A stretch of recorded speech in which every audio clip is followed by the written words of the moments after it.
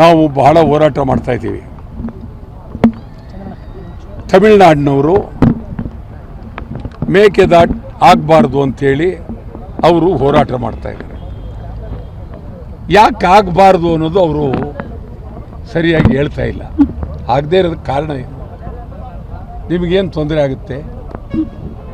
ಮೇಕೆದಾಟು ಆಗಲಿಲ್ಲ ಅಂದರೆ ಬೆಂಗಳೂರಿನವರಿಗೆ ನೀರಿರಲ್ಲ.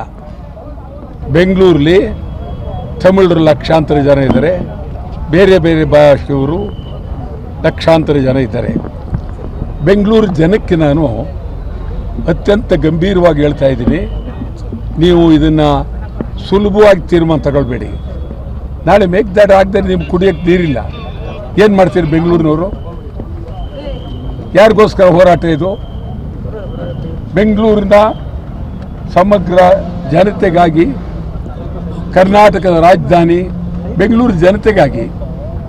ತಮಿಳರು ಇದ್ದಾರಲ್ಲ, ಅವರು ಕುಡಿಯೋದು ನೀರು ತೆಲುಗರು, ಮಲಯಾಳದವರು, ಗುಜರಾತಿಗಳು, ಮಾರ್ವಾಡಿಗಳು, ಸಿಂಧಿಗಳು ಎಲ್ಲರಿಗೂ ಹೇಳ್ತಾ ಇದ್ದೀನಿ, ಸುಮ್ಮನೆ ನೀವು ಯಾವುದೋ ಚಿಂತನೆ ಮಾಡ್ಕೊಂಡು ಕೂತ್ಕೊಳ್ಬೇಡಿ. ನಿಮಗೆ ನೀರಿಲ್ಲ ಅಂದ್ರೆ ಮುಂದೆ ಗತಿ ಏನು? ನೀವು ಎಂಥ ಮನೆಯೇ ಕಟ್ಟಿರಿ, ನೀರು ಬೇಕು. ಅದಕ್ಕಾಗಿ 13ನೇ ತಾರೀಕು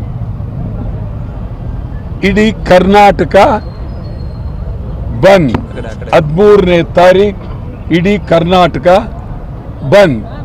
ಆ ಬಂದ್ನಲ್ಲಿ ಬೆಂಗಳೂರಿನ ಪ್ರತಿಯೊಂದು ಮನೆಯವರು ಬೀದಿಗಿಳಿಬೇಕು.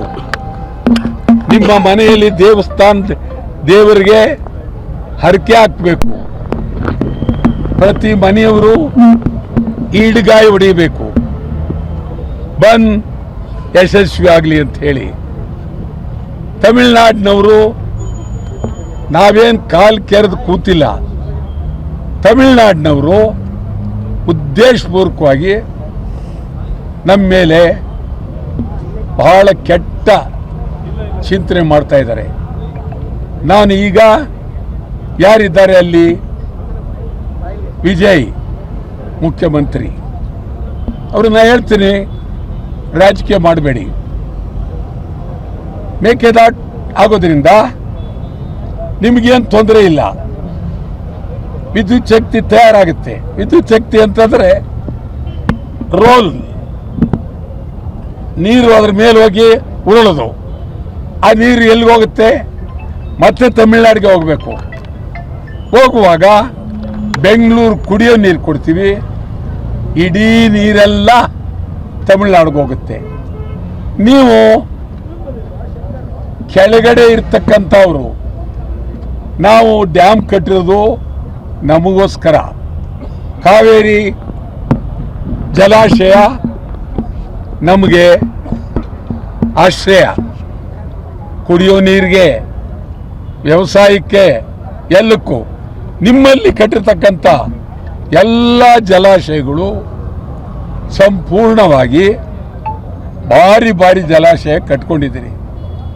ಮಳೆ ಬಂದಾಗ ನಿಮ್ಗೆ ಹೇಳ್ತೀನಿ, ಎಲ್ಲ ಒಂದು ದಿನದಲ್ಲಿ ತುಂಬೋಗುತ್ತೆ. ಆದರೆ ನೀವು ತುಂಬಕ್ಕೆ ತಯಾರಾಗಿಲ್ಲ. ನೀವು ಜಗಳಕ್ಕೆ ನಿಂತಿದ್ದೀರಿ, ಒಳ್ಳೇದಲ್ಲ.